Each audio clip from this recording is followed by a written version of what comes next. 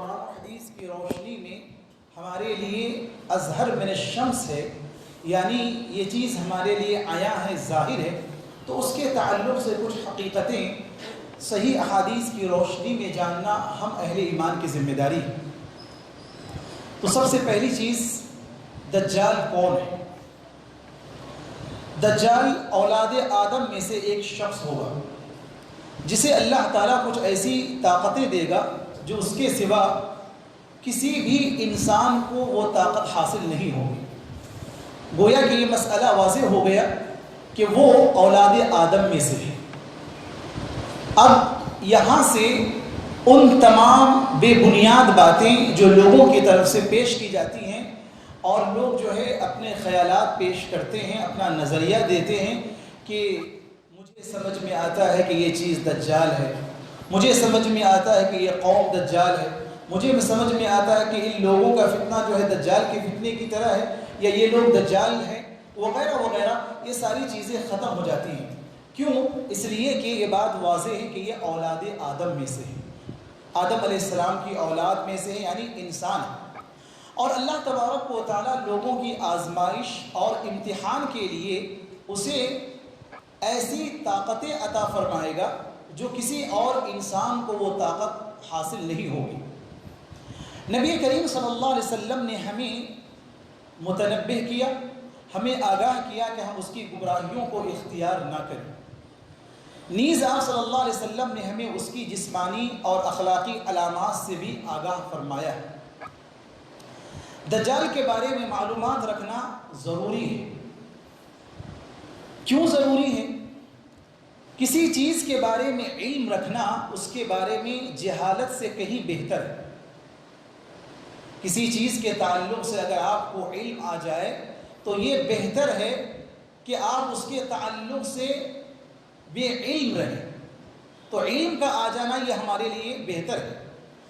اس کی دلیل میں صحیح بخاری کی روایت ہے، حدیث نمبر 3606، حذیفہ بن یمان رضی اللہ عنہ کے حوالے سے ذکر کیا گیا کہ نبی کریم صلی اللہ علیہ وسلم سے دیگر صحابہ خیر کے حوالے سے سوال کرتے، لیکن حذیفہ بن یمان رضی اللہ عنہ پیارے نبی صلی اللہ علیہ وسلم سے شر یعنی فتنوں کے بارے میں سوال کیا کرتے تھے۔ جب ان سے پوچھا گیا کہ آخر آپ ایسا کیوں کرتے ہیں تو انہوں نے جواب دیا کہ کہیں میں اس کے اندر مبتلا نہ ہو جاؤں۔ یعنی انسان کو اگر علم نہ ہو کسی بھی عقیدے کے بارے میں، کسی بھی مسئلے کے بارے میں، کسی بھی فتنے کے بارے میں، تو ہو سکتا ہے کہ وہ انسان اس کے اندر جا سکتا ہے۔ وَمَنْ وَقَعَ فِي الشُّبْهَاتِ وَقَعَ فِي الْحَرَامِ، یعنی اگر کوئی آدمی شبہ والی چیزوں کے قریب رہتا ہے، جیسے کہ پیارے نبی صلی اللہ علیہ وسلم کی ایک دوسری حدیث نعمان بن بشیر رضی اللہ عنہ کی ایک مشہور روایت ہے جس میں آپ صلی اللہ علیہ وسلم نے ایسی ہی فتنوں کے تعلق سے آگاہ کیا کہ انسان کو ایسی شبہ والی چیزوں سے دور رہنا چاہیے۔ اگر آدمی ان شبہ والی چیزوں کے قریب رہے گا تو ہو سکتا ہے کہ ایک زمانہ دراز جو ہے اس کے پاس رہنے کی وجہ سے اور اس کو جو ہے شریعت کا علم نہیں ہوگا تو اس کے اندر واقع ہو سکتا ہے۔ تو حذیفہ بن یمان رضی اللہ عنہ نے یہ جواب دیا کہ میں فتنوں کے تعلق سے یا شر کے بارے میں، برائیوں کے تعلق سے، ناپسندیدہ چیزوں کے بارے میں سوال اس لیے کرتا ہوں کہ اگر وہ چیزیں مجھے معلوم ہو جائے گی تو میں اس سے اجتناب کروں گا، بچوں گا۔ اور ہمارا بھی اس تعلق سے یہی طریقہ ہونا چاہیے اور یہی منہج صحابہ ہے۔ دجال سب سے بڑا فتنہ ہے۔ نبی کریم صلی اللہ علیہ وسلم کو اپنی امت کے بارے میں اس کا بہت اندیشہ تھا۔ یہی وجہ ہے کہ آپ نے اس کے بارے میں امت کو خبردار کیا، ڈرایا اور آگاہ فرمایا، اس لیے کہ دجال کے ساتھ بہت سے عظیم فتنے اور شبہات ہوں گے۔ یعنی ایسے شبہات ہوں گے کہ ایک انسان جب تک صحیح معنوں میں شریعت کا گہرا علم نہیں رکھتا وہ آدمی گرفتار ہو سکتا ہے۔ اب آپ کہیں گے کہ ایسا کیسے ممکن ہو سکتا ہے؟ اب آپ دیکھیں، جب ہم قادیانیوں کے تعلق سے مرزا غلام احمد قادیانی یا اسی طریقے سے وہ لوگ جو نبوت کا دعویٰ کیے ماضی میں، گزرے ہوئے زمانے میں اور ماضی قریب ہندوستان کے اندر، تو ہم لوگ یا آپ بھی پڑھنے کے بعد تصور کرتے ہیں کہ ایسا کیسے ہو گیا کہ ایک آدمی نبی ہونے کا دعویٰ کر رہا ہے اور لوگ اس کی اتباع بھی کر رہے ہیں، لوگ اس کے فالوورز بن رہے ہیں، لوگ اس کی پیروی کر رہے ہیں، لوگ اس کی تبلیغ کر رہے ہیں، لوگ اس کے باطل افکار و خیالات کو مانتے بھی ہیں، تو ایسا کیسے ہو گیا؟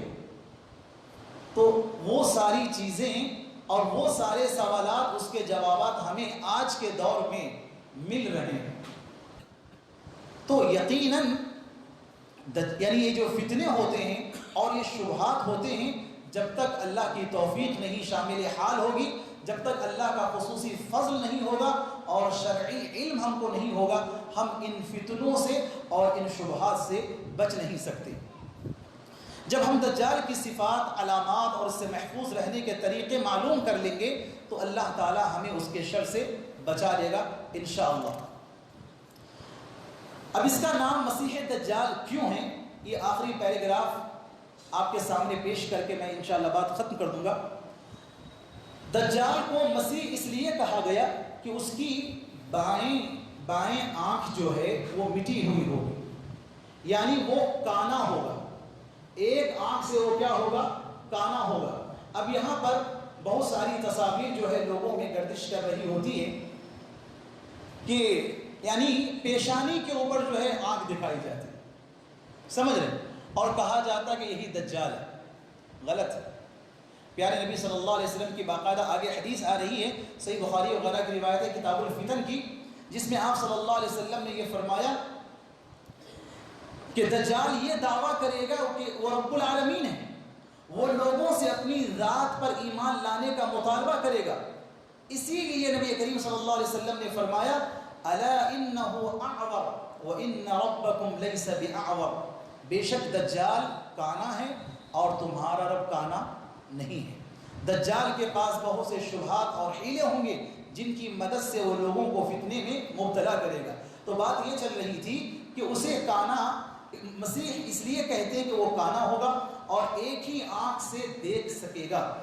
اس کے نام کے بارے میں ایک دوسرا قول یہ بھی بیان کیا گیا کہ اسے مسیح اس لیے کہا گیا کہ وہ ساری زمین میں گھومے گا، پھرے گا، پہنچے گا، چلے گا، سمجھ رہے ہیں۔ اسی طریقے سے بعض لوگوں نے کہا کہ مسیح نام اس لیے رکھا گیا کہ اس کے نصف چہرے پر نہ آنکھ ہوگی اور نہ ابرو۔ اسی طریقے سے اس کا نام دجال ہے۔ دجال یہ بھی عربی لفظ ہے، دجل سے ہے۔ دجل کے معنی ہوتے ہیں فریب، دھوکا، اور دجال جو ہے یہ مبالغے کا صیغہ ہے، کسی بھی کام کے اندر زیادتی کی ایک انتہا ہوتی ہے۔ تو دجال اس لیے کہا گیا کہ اس کا کام ہی کیا ہوگا؟ دجل و فریب کرنا، لوگوں کو دھوکے دینا، حیلے بازی سے کام لینا، حقائق کو چھپانا، یعنی جو چیزیں حقیقت میں ہوگی اس کو وہ چھپا دے گا اور بڑے بڑے جھوٹ بولنا گویا کہ اس کی فطرت ہوگی۔ دجل بہت بڑے جھوٹ کو کہا جاتا ہے، وہ بہت بڑے دجل و فریب سے کام لینے والا، بہت جھوٹ بولنے والا اور بہت بڑا متکبر ہوگا۔ معزز سامعین، یہ کچھ باتیں مسیح دجال کے تعلق سے تھی۔ انشاءاللہ کچھ اور مزید باتیں اس کے تعلق سے آئندہ اتوار کو آئے گی۔ اللہ رب العالمین سے ہم دعا کرتے ہیں کہ اللہ تبارک و تعالی ہم تمام لوگوں کو امت میں آنے والے چھوٹے بڑے تمام فتنوں سے ہماری حفاظت فرمائے، آمین۔ وصلی اللہ علی خیر خلقہ محمد وعلی آلہ وصحبہ اجمعین۔ سبحانک اللہم وبحمدک، اشہد ان لا الہ الا انت، استغفرک و اتوب۔